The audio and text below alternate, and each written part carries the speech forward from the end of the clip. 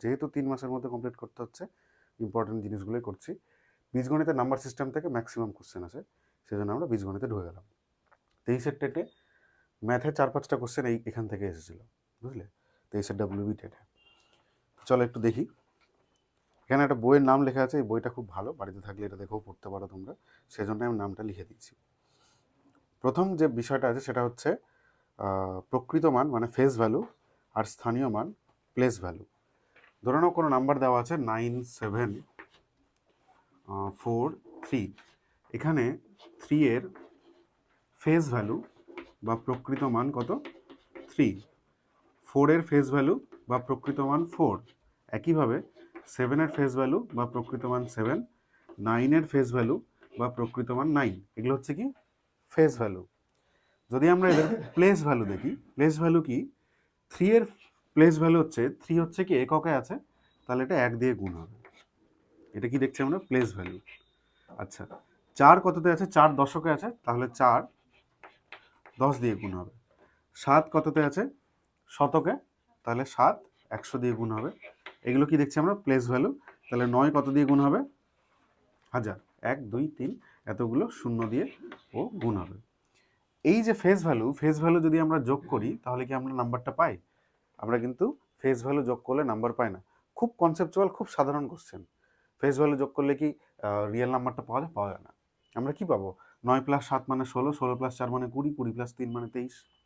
তো এটা কি 23? এটা তো 23 নয়, এটা 9743। কিন্তু এটা যদি আমরা যোগ করি তাহলে আমরা এই নাম্বারটা পেয়ে যাব। তাহলে প্লেস ভ্যালু যোগ করলে আমরা কি পাচ্ছি? নাম্বারটা পেয়ে যাচ্ছি। 9000 একটা হচ্ছে, তার সঙ্গে কি হচ্ছে 700, তার সঙ্গে হচ্ছে 40, আর তার সঙ্গে হচ্ছে 3। দেখো 9743। আমরা ফিরে আসতে পারলাম নাম্বারটাতে। কি করে ফিরে আসলাম? প্লেস ভ্যালু দিয়ে। তাহলে প্লেস ভ্যালুর সিগনিফিকেন্স কি? এটাই, বুঝলে? এই জন্য প্লেস ভ্যালু দেখানো হয়। সিম্পল জিনিস। চলে যাই এবার পরের ইসে। এবার সংখ্যার শ্রেণীবিন্যাস আছে। সংখ্যাকে বিভিন্ন রকমভাবে দেখা যায়, মানে বিভিন্ন ভাগ রয়েছে। সেই ভাগগুলো কি? প্রথমত বলেছে দেখো ন্যাচারাল নাম্বারস। ন্যাচারাল নাম্বারস কারা? 0-র পর থেকে যেগুলো শুরু হচ্ছে 1 2 3 4, এদেরকে বলা হচ্ছে ন্যাচারাল নাম্বার। ঠিক? স্বাভাবিক সংখ্যা।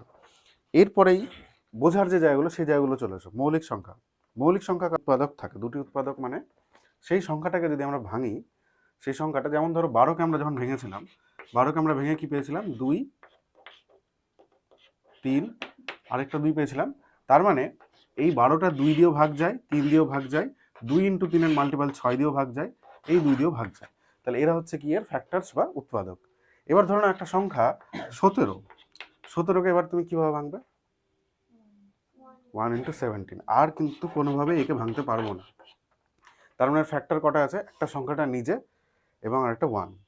যে সংখ্যাগুলো শুধুমাত্র নিজের দ্বারা বিভাজিত হয় এবং বা 1 দ্বারা বিভাজিত হয়, তাদেরকে আমরা কি বলবো? বলবো হচ্ছে মৌলিক সংখ্যা বা প্রাইম নাম্বারস। প্রাইম মেম্বারশিপ দেয় না অ্যামাজনে, মানে ওর একটা স্পেশাল ব্যাপার আছে, এদের সেরকম স্পেশাল ব্যাপারটা আছে। বেশিরভাগ ক্ষেত্রে দেখা যায় বিজোড় সংখ্যাগুলো প্রাইম হচ্ছে, কখনো কখনো প্রাইম হয়ও না। যেমন 15 একটা বিজোড় সংখ্যা, কিন্তু প্রাইম না। জোড় বিজোড় সম্বন্ধে আইডিয়া আছে তো?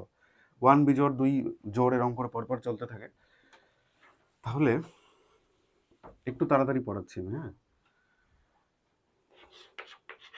2 থেকে দিই, আচ্ছা 1 থেকে দিই। 2 3 4 5 6 7 8। 1 1 × 1,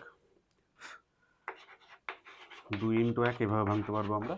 3 × 1, 4কে আমরা 2 × 2 × 1 দিয়ে করতে পারবো। 5কে আমরা 5 × 1, 6কে আমরা 2 × 3 × 1, 7কে আমরা 7 × 1, 8কে আমরা 2 × 2 × 4 × 2 × 1, এরকম করে ভাঙতে পারছি। এদের মধ্যে ঠিক আছে, মানে 2 × 2 মানে 4, ওটাও করা যেতে পারে, অসুবিধা নেই। তাহলে দেখো এদের মধ্যে তাহলে প্রাইম নাম্বার কারা কারা? 1 নয়, 2ও কিন্তু প্রাইম নাম্বার, তাই না? কারণ 2 এর দুটোই ফ্যাক্টর, একটা সে নিজে আর একটা হচ্ছে 1। 3ও প্রাইম নাম্বার, কারণ 3 এর একটা ফ্যাক্টর সে এবং 1। 4 প্রাইম নাম্বার? 4 কিন্তু প্রাইম নাম্বার না। 5 প্রাইম নাম্বার, 7 প্রাইম নাম্বার, 8ও প্রাইম নাম্বার না। এরপরে 9 কি প্রাইম নাম্বার হবে? হবে না, কারণ 9কে 3 দিয়ে ভাগ করা যাচ্ছে।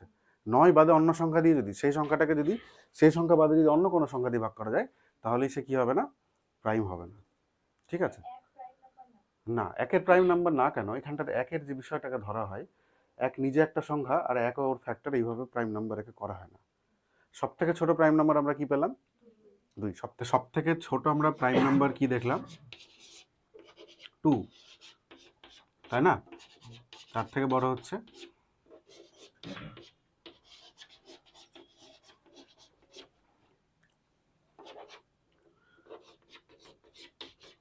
এদের মধ্যে প্রাইম নাম্বার কে কে, 3 আর 2। 4 হচ্ছে না, কারণ 4কে 2 দিয়ে ভাগ করা যাচ্ছে, 2 × 2 মানে 4 দিয়ে ভাগ করা যায়, 1 দিয়ে ভাগ করা যায়। প্রাইম নাম্বারের ডেফিনেশন ছিল আইদার সে নিজে দিয়ে ভাগ যাবে, না হলে 1 দিয়ে ভাগ যাবে, তাই না? মানে দুটো ডিস্টিংটিভ নাম্বার, একটা হচ্ছে 3 এবং একটা হচ্ছে 1, দুটো আলাদা নাম্বার দিয়ে ভাগ যেতে হবে একে শুধুমাত্র। 1-এর ক্ষেত্রে আমরা দেখছি এটা 1 দিয়ে ভাগ যাচ্ছে, দুই দিকে 1 আছে মানে কি 1 একটাই আছে, একটাই তো নাম্বার, ওটা তো আলাদা নাম্বার না। যেমন 2 দিয়ে ভাগ যায় এবং 1 দিয়ে ভাগ যায়, মানে দুটো আলাদা নাম্বার দিয়ে ভাগ যাচ্ছে, একটা নিজেকে দিয়ে এবং একটা 1কে দিয়ে। তাই 2 প্রাইম নাম্বার, 3 প্রাইম নাম্বার, কিন্তু এটা কিন্তু প্রাইম নাম্বার হচ্ছে না, কারণ এটা শুধুমাত্র 1 দিয়ে ভাগ যাচ্ছে, একটা নাম্বার দিয়ে, দুটো নাম্বার দিয়ে ভাগ যাচ্ছে না। যৌগিক সংখ্যা কারা, যাদের সেই সংখ্যাটা এবং এক বাদে আরও কি রয়েছে, ফ্যাক্টরস রয়েছে। যেমন আমরা দেখলাম প্রথম সব থেকে ছোট যৌগিক সংখ্যাকে 4। 4-এর কে কে ফ্যাক্টরস আছে, 2 আছে, 2 আছে, 1 আছে, তাই না? 4, হ্যাঁ 2 × 2 করলে 4 পেয়ে যাচ্ছি, সে তো নিজে আছে।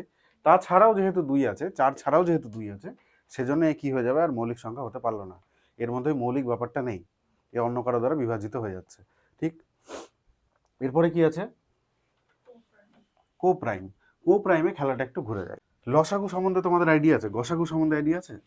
আমরা যখন টাইম অ্যান্ড ওয়ার্ক করেছিলাম তখন লসাগু নিয়ে আলোচনা করেছিলাম, তাই না? 10 আর 12-র লসাগু কত, এলসিএম 60। সব থেকে বড় সংখ্যা ছোট সংখ্যা দিয়ে ভাগ যাচ্ছে না, বড় সংখ্যাকে গুণ করবো 1 দিয়ে, 2 দিয়ে, 3 দিয়ে, 4 দিয়ে, তো যখনই দেখবো ছোট সংখ্যা দিয়ে ভাগ যাচ্ছে তখনই সেটা হয়ে যাবে কি, এলসিএম, লঘিষ্ঠ সাধারণ, এটা কি গুণিতক, মানে গুণ করে করে যেহেতু এগোচ্ছি। তাহলে এটা আমরা কত পেয়েছিলাম, 60। 10 আর 12-র এলসিএম, এই এইচসিএম, এইচসিএম হচ্ছে highest common factor, HCF, highest common factor বা গরিষ্ঠ সাধারণ গুণনীয়ক। ফ্যাক্টরে ভাগ করি না আমরা, 10কে ফ্যাক্টরে ভাগ করে যাচ্ছি, 12কে ফ্যাক্টরে ভাগ করে যাচ্ছি, এইভাবে অঙ্কগুলো করা যায়। 10কে যদি ফ্যাক্টরে ভাগ করি কত হবে, 2 আর 5 হবে, এটা কত হবে, 2 হবে, 3 হবে, আরেকটা 2 হবে, তাই তো? তাহলে এদের মধ্যে ম্যাক্সিমাম কোন নাম্বারটা কমন আছে, এখানে একটা 2 আছে, এখানে একটা 2 আছে, এই 3 এখানে আছে, নেই, তাহলে হচ্ছে না, এই 3টা বাদ। এই 2 এখানে আছে, নেই, তাহলে এটাও বাদ। এই 5 এখানে আছে, নেই, তাহলে এটাও বাদ।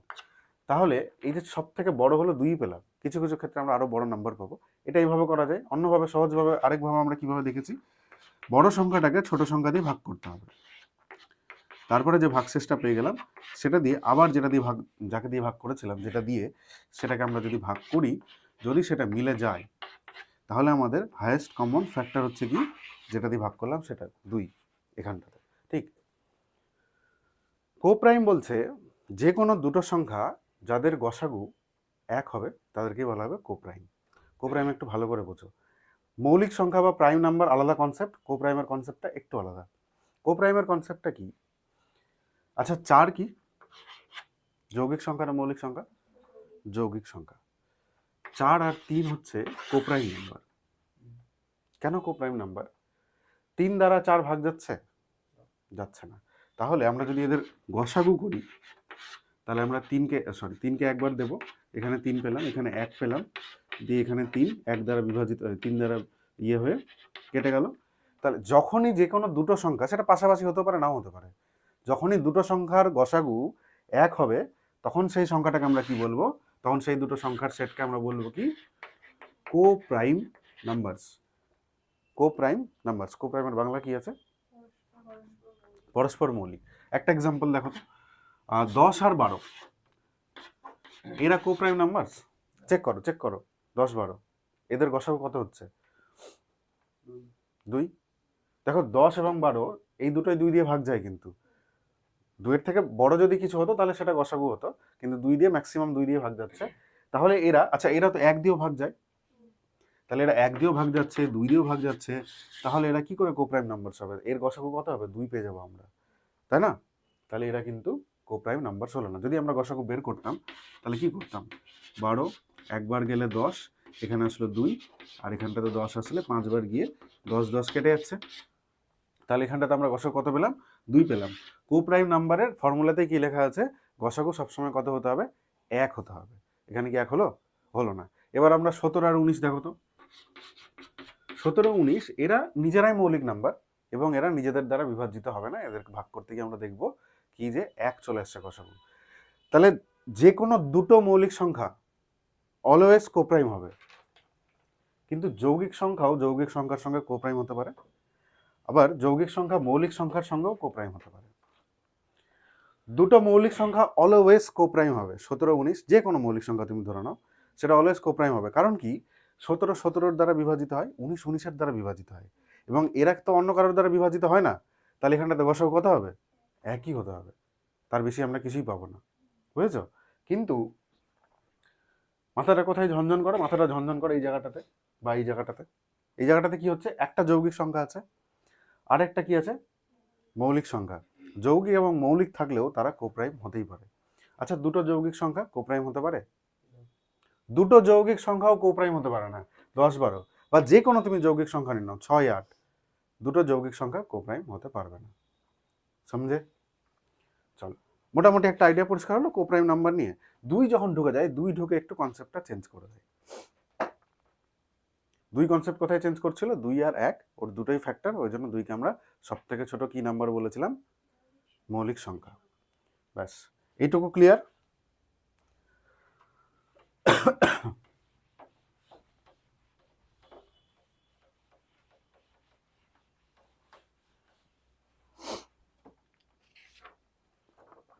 এরপরে কি আছে? অখণ্ড সংখ্যা। যেটা আমরা পড়লাম, প্রথমে কি পড়েছিলাম? স্বাভাবিক সংখ্যা পড়েছিলাম না, 1 2 3 4। অখণ্ড সংখ্যা বা হোল নাম্বার মানে হচ্ছে 0 প্লাস ন্যাচারাল নাম্বার বা স্বাভাবিক সংখ্যা।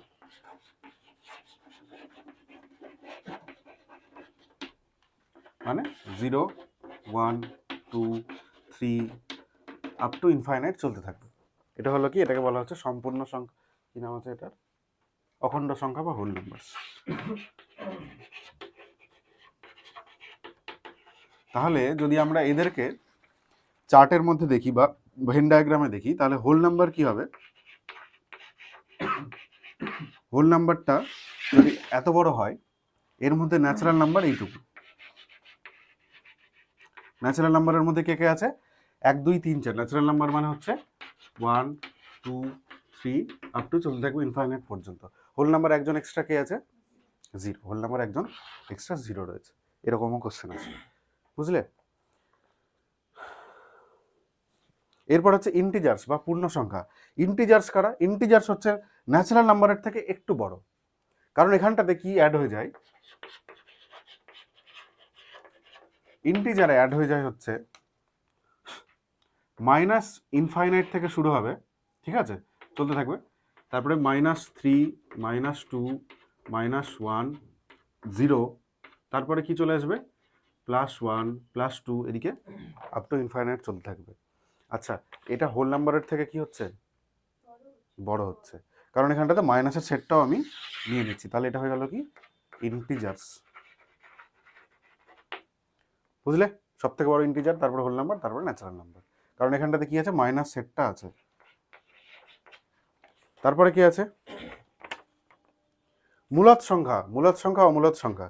মূলদ সংখ্যা হচ্ছে, এটা মিটিয়ে দিই, মূলদ সংখ্যা হচ্ছে যাদেরকে আমরা ভগ্নাংশ আকারে লিখতে পারি।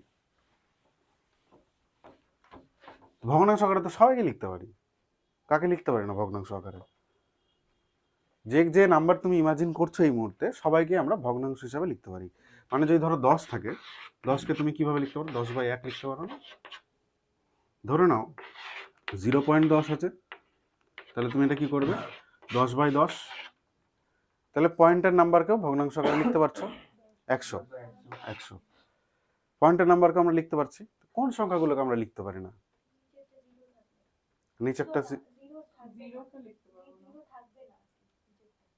নিচেরটা জিরো থাকবে না, জিরো নেই তো। আমি সিম্পলি বলে দিচ্ছি, কয়েকটা নম্বর মনে রাখবে। একটা হচ্ছে রুটের মধ্যে যারা আছে, √3, এটাকে তুমি ভগ্নাংশ আকারে লিখতে পারবে না। এখানে একটা মজার বিষয় আছে, √3 ভ্যালু জানো, কিছু একটা ভ্যালু আছে যেটা, সেটাকে কিন্তু ভগ্নাংশ আকারে লেখা যায়, কিন্তু √3 ভগ্নাংশ আকারে তুমি প্রকাশই করতে পারবে না। যদি কোথাও √3 ভ্যালুটা আলাদাভাবে কোথাও লেখা আছে, ধরো না √3 ভ্যালু 1 পয়েন্ট সামথিং সামথিং আছে, সেটাকে তুমি ভগ্নাংশ হিসেবে লিখতে পারবে, কিন্তু √3 তুমি ভগ্নাংশ হিসেবে লিখতে পারবে না। যে কোনো রুট আন্ডারের নাম্বার আছে সেটাকে লেখা যায়। এই কনসেপ্টটা কোথায় ক্লিয়ার হয়, এই যে পাই নাম্বারটা শুনেছি না আমরা, চলতেই থাকে অপুরন্ত, তাহলে পাইকে কিন্তু ভগ্নাংশ আকারে লেখা যায় না।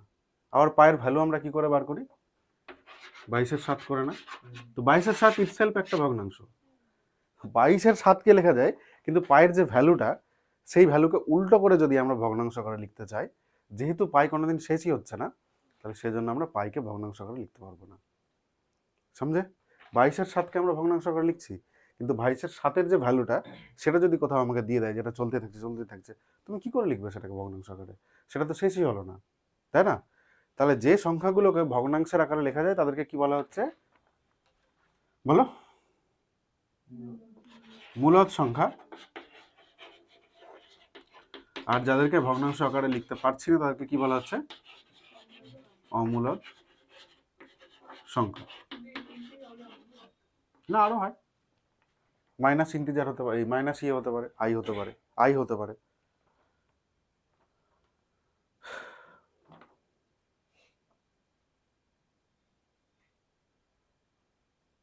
এখানে যেটা বলেছে কিউ নট ইকুয়াল টু 0, না ওটা ওই জন্য বলেনি, মানে কিউ যদি 0 হয়ে যায় তাহলে ভ্যালুটা কি হয়ে যাবে, 0কে কতবার লিখলে ধরে নাও বেসিক্যালি, হ্যাঁ ইনফাইনাইটই হয়ে যায়, হ্যাঁ।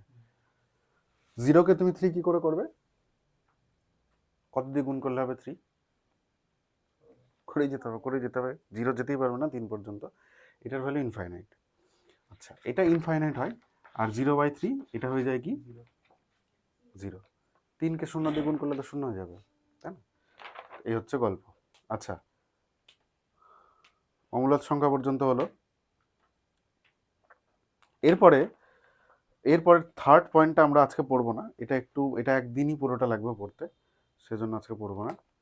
আমরা পড়বো হচ্ছে 4 নম্বর পয়েন্টটা, গুরুত্বপূর্ণ সূত্র, সহজ আছে। থার্ড পয়েন্টটা তোমাদের কাছে পড়ে দেওয়া যেত, কিন্তু ব্যাপারটা হচ্ছে এটা অনলাইনে পড়ানো হয়নি।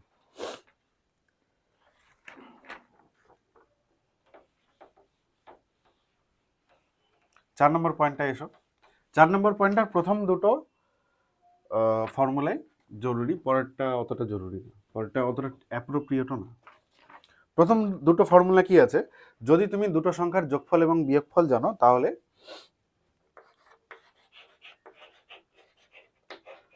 বড় সংখ্যা বের করার নিয়ম, ফর্মুলা হচ্ছে যোগ সংখ্যা প্লাস বিয়োগ সংখ্যা ডিভাইডেড বাই 2। ছোট সংখ্যা বের করার নিয়ম একই জিনিস, হ্যাঁ, শুধু এখানটাতে কি হয়, যোগফল মাইনাস বিয়োগফল ডিভাইডেড বাই 2। আর আরেকটা ফর্মুলা ওটা দিয়েছে, ফর্মুলাটা কেন অ্যাপ্রোপ্রিয়েট না দেখো, যদি আমরা গুণফল এবং ভাগফল জানি, এখানটাতে বলছে বড় সংখ্যা বের করার নিয়ম হচ্ছে রুট আন্ডার গুণফল ইন্টু ভাগফল। সব গুণফল আর ভাগফলের এই যে আমরা ইয়েটা পাচ্ছি, এটা কি সবসময় স্কোয়ার টার্মে আসবে, নাও আসতে পারে, ঠিক না? সেজন্য সবসময় এটা কাজে লাগানো যায় না। আর ছোট সংখ্যা কি বলেছে, যদি আমাদের এরকম ভাবে মিলে যায় যে গুণফল ইন্টু ভাগফলটা স্কোয়ার টার্ম চলে এসেছে, তাহলে আমরা এইভাবে করতে পারবো। ছোট সংখ্যা কি বলেছে,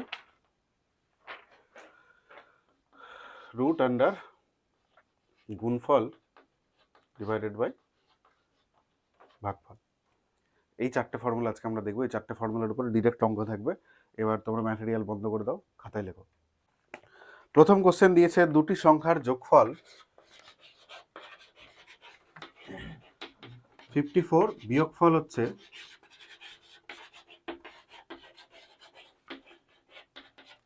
32।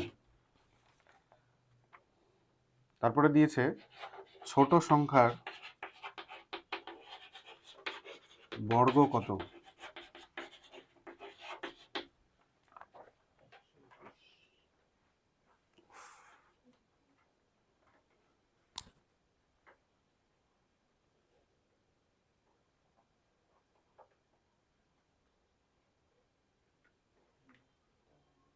ফর্মুলা কি? মাইনাস করে ডিভাইডেড বাই 2। 121। ছোট সংখ্যা তাহলে কত কত আসলো? যোগফল মাইনাস বিয়োগফল মানে 54 মাইনাস 32, তাহলে আসলো তোমাদের 22 আসলো। এটার কি করতে হয়? এটাকে ডিভাইড করতে হয় 2 দিয়ে, তাহলে আমরা ছোট সংখ্যা পেয়ে যাব। ছোট সংখ্যা আসলো 11। এর কি বলেছে? বর্গ বলেছে। 11-র বর্গ কত? 121। সমঝে? আচ্ছা, ফর্মুলাটা জানার জন্য তাড়াতাড়ি হয়ে যাচ্ছে, না জানলে একটু অসুবিধা হতো, এই জন্য ফর্মুলাগুলো লেখানো। পরের অঙ্ক লেখো।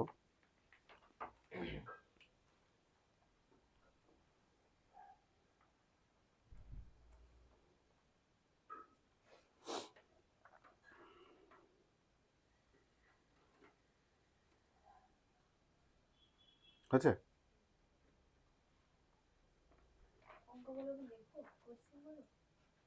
না তা না, তোমাদের ম্যাটেরিয়ালে আছে,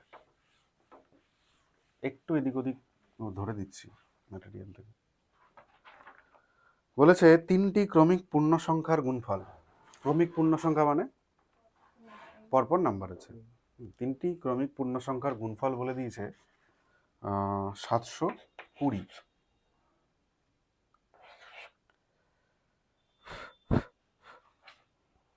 এবার বলছে তাদের বর্গের সমষ্টি কত।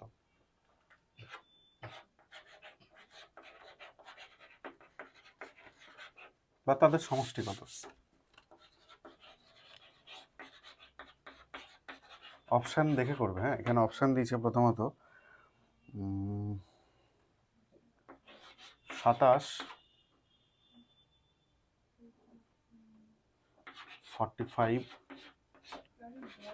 70। শুধু সমষ্টি। তাদের সমষ্টি কত? সংখ্যা 3টি। হ্যাঁ হ্যাঁ,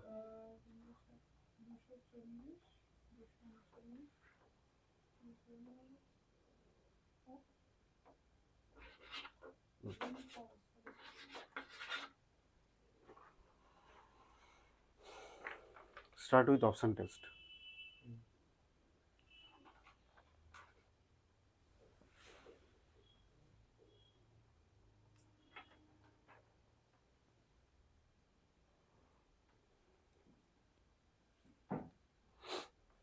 তিনটি ক্রমিক সংখ্যা হতে হবে। ক্রমিক সংখ্যা মানে পরপর পরপর হবে।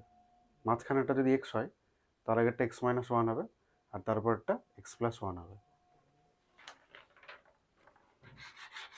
এক্স, আর এটা হচ্ছে x-1, তার আগেরটা, পরেরটা হচ্ছে কি x+1। এই তো, এই তিনটাকে যোগ করে তোমরা ওই জায়গাটাতে যাও, দেখো কোন কোন জায়গাটা, কোন নাম্বারটা স্যাটিসফাই করছে এটা।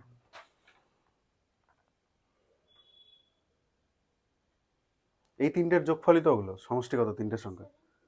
একদম 27। আর করতেই হবে না, এখানে যেতেই হবে না। চলো, এখানটাতে আমরা কি পাবো? তাহলে -1 আর +1টা কেটে যাবে আমরা যদি একে যোগ করি, তাই না? তাহলে আমরা পাচ্ছি, দেখো সুস্মিতা, x-1 ছিল, প্লাস করলাম x, মানে এটা আগের সংখ্যা, এটা মাঝের সংখ্যা, এটা পরের সংখ্যা। মাঝের সংখ্যাটাকে আমরা x ধরে নিচ্ছি, যেহেতু পরপর সংখ্যা বলেছে। তাহলে x-1 plus x plus x+1, -1 +1 কেটে গেল, তাহলে পড়ে থাকলো কে? 3x। 3x equals to first option 27। না, ভুল হয়েছে রে। ও আচ্ছা, অপশনগুলো ইচ্ছা করে দিয়েছি ওরকম। 45, তারপর হচ্ছে 3x ইকুয়ালস টু 17। না ঠিক আছে ঠিক আছে, আরেকটা হচ্ছে 3x ইকুয়ালস টু 28। এই দুটো সংখ্যা 3 দিয়ে ভাগ যায়? যায় না, এই দুটো অপশন বাদ। আচ্ছা, এই দুটোর মধ্যে হতে হবে, তাই তো? তাহলে এই সংখ্যাটা থেকে এক্স আমরা কত পাচ্ছি? 9। এখান থেকে এক্স আমরা কত পাচ্ছি? 15, তাই তো? তাহলে 9-এর আগের একটা সংখ্যা হবে x-1, কত হয়ে যাবে? 8। এটা 9, এটা 10। এখানে কত হবে? 14, 15, 16, তাই তো? আচ্ছা, এখানে সবগুলো 10-এর থেকে বেশি আছে। 3টা 10 গুণ করলে আমরা কত পেয়ে যাই? 1000 পেয়ে যাই। কিন্তু গুণফলটা 1000-এর নিচেই আছে, তাহলে এই অপশনও বাদ। অ্যাপ্রোচটা বুঝো, হ্যাঁ? আচ্ছা, এখানটাতে আছে কি? 8, 9, 10, এটা তোমরা মুখে মুখে করতে পারো। 8, 9 কত? 720, 720 72, 72 ইন্টু 10, 720।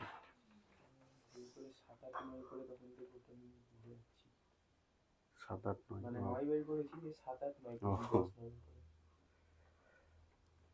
বাহ, ভালো হচ্ছে। বুঝলে অঙ্কটা? লিখে নাও যাদের হয়নি।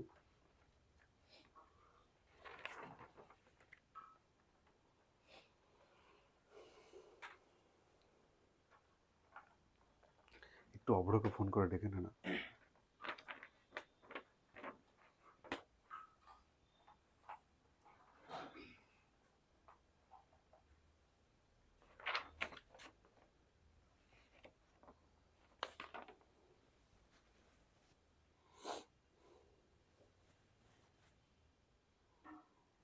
আচ্ছা, তোমাদের ম্যাটেরিয়ালের প্রথম পাতায় 4 নম্বর অঙ্কটা দেখাতে পারো কিনা?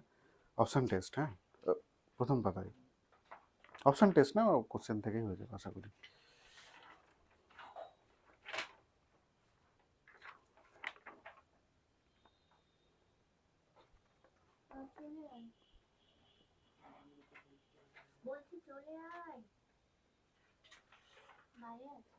ওহো, শেষের দিকে ক্লাস।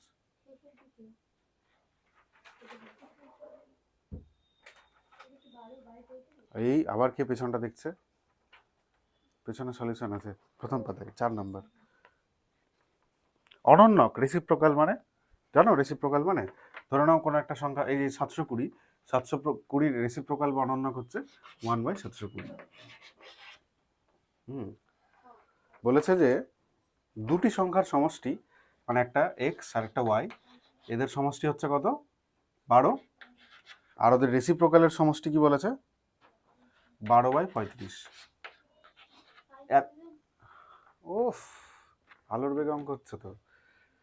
তো এক্স ওয়াই ধরারই দরকার নেই এখানটাতে। তোমাকে এটাই বলেছে, দুটো সংখ্যা যাদের নর্মাল সমষ্টি যোগফল হচ্ছে 12, আর যাদের অনন্যকের সমষ্টি হচ্ছে 12/35। 5-7 যেহেতু বলে দিল, মাথায় 5-7 ঘুরছে। একটু ভাবি আমরা। হবে না, হ্যাঁ,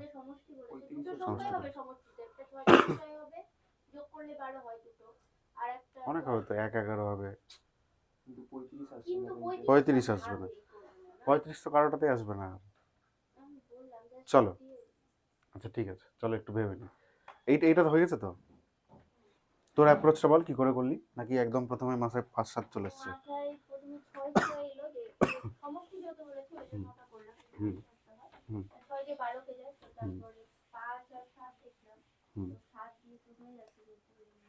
আচ্ছা, ও যেটা অ্যাপ্রোচ করেছে, ও একদম প্রথমে 12কে মিডিল দিয়ে ভেঙেছে, একদিকে 6, একদিকে 6। তারপরে দেখেছে যে 1/6 আর 1/6 এর যোগফল যদি আমরা দেখি, মানে যদি 12কে আমরা ভাঙি তাহলে 6 আর 6 পাচ্ছি, আর এদের যোগফল তো 12, এদের রেসিপ্রোকালের যোগফল যদি আমরা করি তাহলে নিচে কত চলে আসবে? লসাগুটা কেন, যদি লসাগুটা 6 রাখি, 6 রাখতে পারি লসাগু। ন্যাচারালি আমরা গুণ করে দিই, তো এখানে যেহেতু 6 দিয়ে ভাগ যাচ্ছে, লসাগু 6 রাখতে পারি আমরা।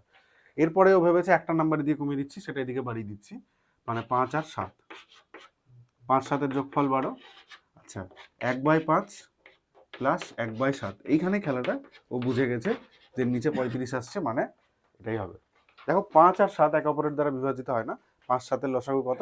35, প্লাস 5 এবং 7 করলে 12 হয়। এই দুটো লজিক থেকে কনক্লুড করা যায় যে সংখ্যাটা কত হবে? 5 এবং 7। এক্স ওয়াই ধরে করা যেত, বড় হতো কিন্তু অঙ্কটা।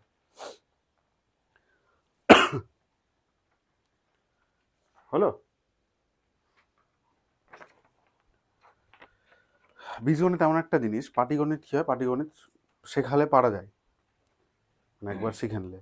আর বীজগণিত হচ্ছে প্র্যাকটিস করলে পারা যায়, প্লাস ইনটিউশন থাকতে হবে, একটু মাথায় অঙ্ক করতে হবে।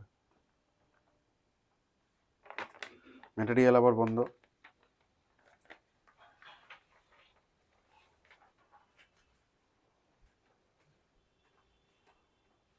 বলবো পরের কোশ্চেন?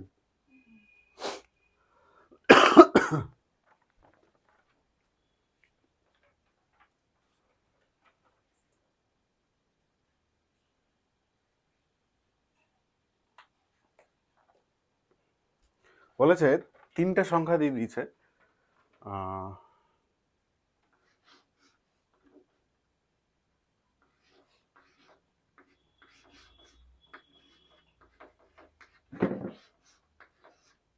বলেছে 3 জনের মধ্যে কোনটি অমূলদ সংখ্যা? অমূলদ, যাকে পি বাই কিউ আকারে প্রকাশ করা যায় না। তো আমরা তো দেখলাম সব রুটকে প্রকাশ করা যায় না, তাহলে একটু ভাবো কেন এখানে দিয়েছে বাকিগুলো রুট, কেন হবে? আচ্ছা, রুট 25 এর ভ্যালু কত? শিওর না? প্লাস মাইনাস 5, ঠিক আছে। রুট 25 এর ভ্যালু হচ্ছে প্লাস মাইনাস 5। ধরো -5 ইন্টু -5 আছে, কত হবে তাহলে? মাইনাস মাইনাস কেটে যায় গুণ করলে, এটারও ভ্যালু হয় 25। একইভাবে +5 ইন্টু +5 আছে, এরও ভ্যালু কিন্তু 25 হয়। তো অসুবিধা নেই, -5কেও 5 করা যাবে, 5কেও 5/1 করা যাবে। তাহলে এই 25টা যেহেতু বর্গ থেকে ভেঙে যাচ্ছে, মানে পূর্ণ বর্গ সংখ্যা যেহেতু 25, সেজন্য একে আমরা কি করব? অমূলদ সংখ্যা বলতে পারি না, এই মূলদ সংখ্যা। কারণ রুট 25 এর ভ্যালু কত? +-5। তাহলে আমরা এভাবে লিখতে পারি যে +5/1 এটার একটা ভ্যালু হতে পারে, বা -5/1 এরকম একটা ভ্যালু হতে পারে। তাহলে রুট 25কে আমরা ভগ্নাংশ আকারে প্রকাশ করলে এই দুটো মান পাচ্ছি। তাহলে রুট 25কে ভগ্নাংশ আকারে প্রকাশ করা যাচ্ছে। একই যুক্তি কার ক্ষেত্রে খাটছে? 9 এর ক্ষেত্রে। তাহলে রুট 9 এর ভ্যালু কত? দাও, +-3। তাহলে রুট 9 ও +-3, রুট 9কে আমরা বাই করে লিখতে পারবো। রুট 50কে আমরা ভাঙতে পারছি না, সেজন্য এখানটাতে অমূলদ সংখ্যাকে রুট 50। একদম সিম্পল কোশ্চেন, কিন্তু পরীক্ষার জন্য ইম্পর্টেন্ট। এই ধরনের অঙ্ক আসবে ধরো পেপার 1-এ।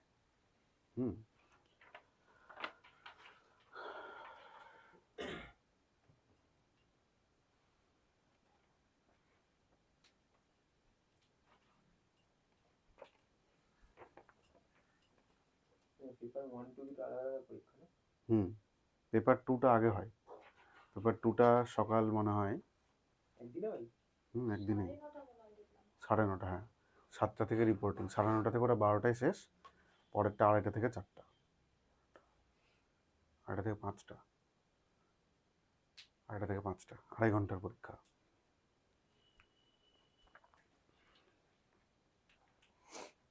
হয়েছে এটুকু? চলো,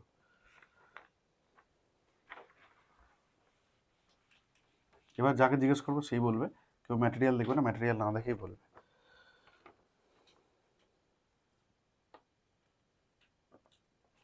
আচ্ছা, 2 + √7 এটা কি, কোন ধরনের সংখ্যা?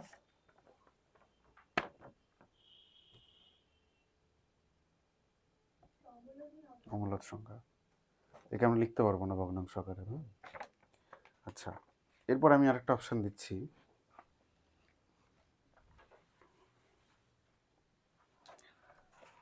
তিনটে নাম্বার দিয়েছে, -3, 7/3, 3.732, আরেকটা নাম্বার দিয়েছে হচ্ছে 7.3531, 3113, এবং এটা চলছে কন্টিনিউ একটা নাম্বার। এদের মধ্যে কোনটা অমূলদ সংখ্যা? যেটা কন্টিনিউয়াস চলছে, কারণ এদের প্রত্যেককেই তুমি ভগ্নাংশ করে লিখতে পারবে। এটা যেহেতু শেষই হয়নি, যেমন পায়ের ভ্যালু শেষই হচ্ছে না, তাকে তুমি কি করে লিখবে ভগ্নাংশে? তাহলে এটা কিন্তু অমূলদ সংখ্যা। লাস্টে 3টে ডট দেওয়া আছে, মানে সেই সংখ্যাটা কন্টিনিউ চলতে থাকবে আপ টু ইনফাইনাইট। আর যদি উপরে বার দিয়ে দেওয়া থাকে তাহলে রিপিট হচ্ছে, কিন্তু সেটাকে আবার ভগ্নাংশ আকারে লেখা যায় কিন্তু, বুঝলে? যদি প্যাটার্ন রিপিট হয়, মানে ধরে নাও 20কে যদি 9 দিয়ে ভাগ করো, সরি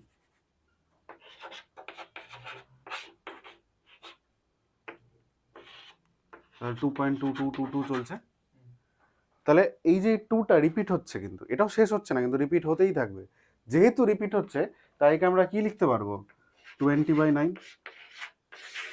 তাহলে কোনো যদি রিপিটেড সংখ্যা থাকে তাহলে মানে এই সংখ্যাটা আমরা কি করে লিখবো, 2.2 ওর মাথায় বার, তার মানে 2টা বারবার রিপিট হয়ে চলে আসছে, তার মানে এই সংখ্যাটা ইনফাইনাইট পর্যন্ত চললেও এই সংখ্যাটাকে আমরা কিভাবে লিখতে পারবো, ভগ্নাংশ আকারে লিখতে পারছি। তাহলে এটা কোন সংখ্যা, এটা কিন্তু মূলদ সংখ্যা। তাহলে বার থাকলে মূলদ সংখ্যা হয়, কিন্তু যদি কোনো প্যাটার্ন না থাকে, ইনফাইনাইট পর্যন্ত চলতে থাকে, ওই যে সংখ্যাটা দেখলাম ওটা কি অমূলদ সংখ্যা। বুঝেছো? চলো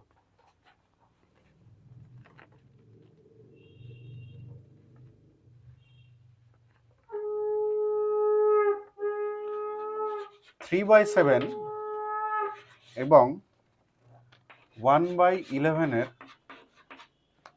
মাঝে একটি অমূলদ সংখ্যা। আচ্ছা, মাঝের একটি মূলদ সংখ্যা বলো। You can use your calculator. Calculator ব্যবহার করে করতে পারো।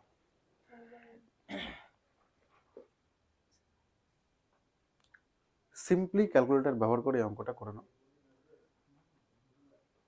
কি বুঝতে পারছো না? মাঝের একটা সংখ্যা লাগবে যাকে তুমি ভগ্নাংশ আকারে লিখতে পারবে। তো এখানে তো বুঝতে পারছো না 3/7 বড় না 1/11 বড়, তাই তো? 7 আর 11 এলসিএম করে অনেক খাটাখাটনি করে করতে পারো, এটা একটা মানে মানে দুটোর যদি তুমি হরকে 1 করে দাও তাহলে সেই অনুযায়ী লবকে গুণ করবে, সেভাবেও করতে পারো, তাই তো? 77 করে দাও, এভাবেও করতে পারো, অন্যভাবেও করা যায়। কোনভাবে করবো? এভাবেই করো। তাহলে এটাকে আমরা কি করলাম, নিচে 3/77 যদি করি, আচ্ছা 7 আর 11 এলসিএম কত, 77। তাহলে 3কে কত দিয়ে গুণ করবে এবং 7কে 11 দিয়ে গুণ করলে নিচে 77 হবে, তাহলে উপরেও 11 দিয়ে গুণ করে দিলাম, ঠিক? আচ্ছা এখানে কি আছে 1 আর এখানটাতে আছে 11, একে আমি কত দিয়ে গুণ করবো, তাহলে 77 হবে 7, তাহলে উপরেও 7 দিয়ে গুণ করবো, তাই তো? তাহলে আমরা কি পেলাম, 33/77, একটা হচ্ছে 7/77। এদের মাঝে যে কোনো কেউ 8/77, 9/77, 10/77, 33 পর্যন্ত, 33-এর আগে পর্যন্ত 32/77। এটা একটা ওয়ে। আরেকটা ওয়ে হচ্ছে এটাকে ভাগ করো, ক্যালকুলেটারে ভাগ করো 3কে 7 দিয়ে।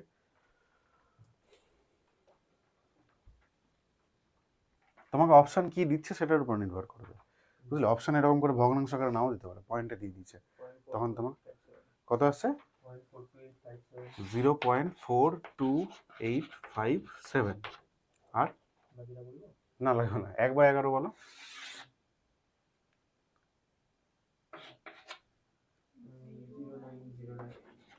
জিরো নাইন, আচ্ছা পয়েন্ট আছে না, আচ্ছা 0.09, এরপরে কি বার, 0909 চলছে, তাই তো? তাহলে 09-এর উপরে বার। তাহলে হ্যাঁ ওটা হোক, ওর পরে বলেছে, ওর মাঝে বলতে হবে।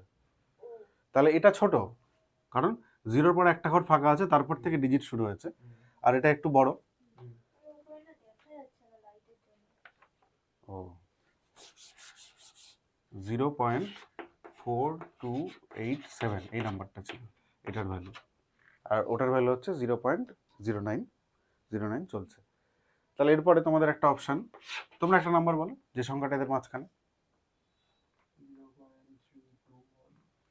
0.321, যেটা কি 0.428-এর থেকে ছোট, কারণ 3 আছে আর এখানে 4 ছিল, আর কি ওর থেকে বড়, তাই না? এরকম যে কোনো সংখ্যা যদি অপশনে থাকে সেটাই হবে। যদি বার থাকে তার মাথায় সেটাও হবে, কিন্তু যদি থাকে 32143 ডট ডট ডট, এটা হবে না। আর যদি থাকে এরকম 0.32322322 টু, তাহলে হবে না। প্যাটার্ন আছে কিন্তু প্যাটার্ন রিপিট হচ্ছে না, ঠিক আছে? তাহলেও সেটা কি হয়ে যাবে?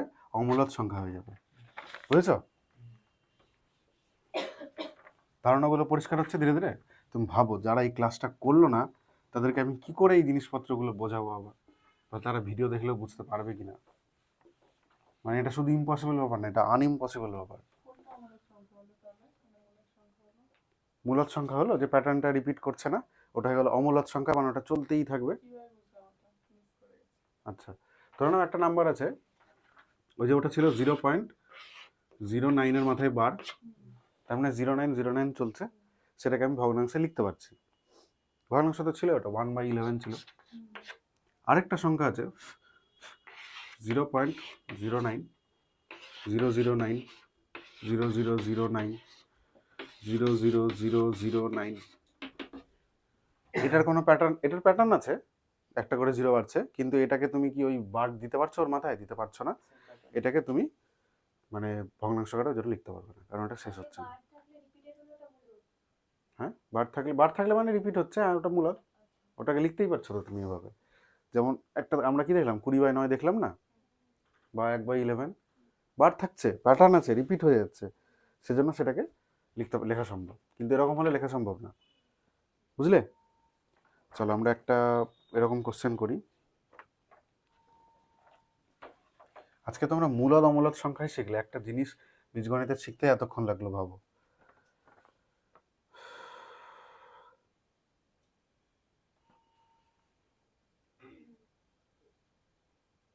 একটা অঙ্ক একটা করে দাও তোমরা, দিয়ে তোমাদের ছুটি। না, একটা হবে 3/7, এটাই করালাম না?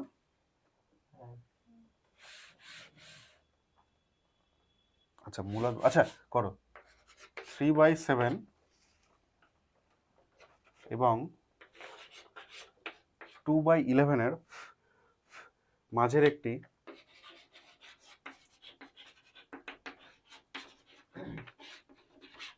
অমূলদ সংখ্যা। সবার আলাদা আলাদা উত্তর আসবে, কিন্তু সবার আসবে।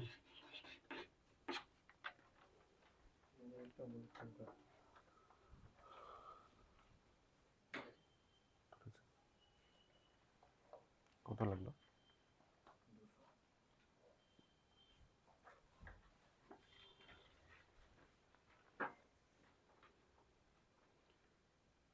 এগুলো কি অঙ্ক করছো তোমরা আবার খাতায়? এটার ভ্যালু কত এসেছিল? 0.4। 0.4 অব্দি মনে আছে কিনা এতটুকুই লেখো। এটার ভ্যালু কত এসেছিল? 1/11 এর ভ্যালু কত এসেছিল? হ্যাঁ, 0.09 এর বার ছিল, এটাকে 2 দিয়ে গুণ করা হয়েছে এখানে 1/11কে, তাহলে এটাকেও 2 দিয়ে গুণ করে দেবে, তাই না? তাহলে 0.18 এর বার, তাই তো? এদের মাঝে একটা অমূলদ সংখ্যা। লিখতে থাকো খাতায়, লিখতে থাকো, খাতা ভর্তি থাকো এরকম যে কোনো একটা সংখ্যা। আমি বলছি লেখো যে কোনো একটা সংখ্যা। হ্যাঁ, অমূলদ অমূলদ।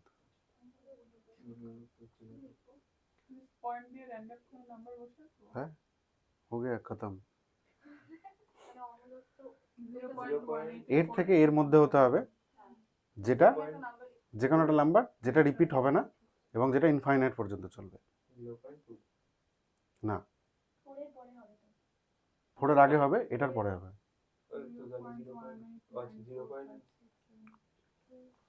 0.2 হয়ে গেল মূলদ, তোমাকে বলে যেতে হবে 0.234576।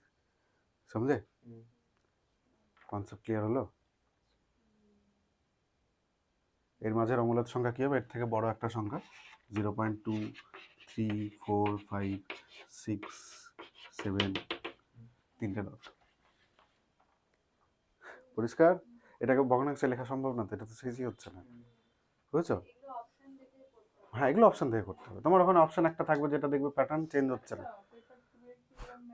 হ্যাঁ, পেপার 2 যাদের আর্টস রয়েছে তাদের ম্যাথ আসে না, আসে না, কিন্তু শিটের দিয়ে কিভিএস দেবে না, তখন এইরকম ম্যাথ আসবে, জেনারেল পেপার।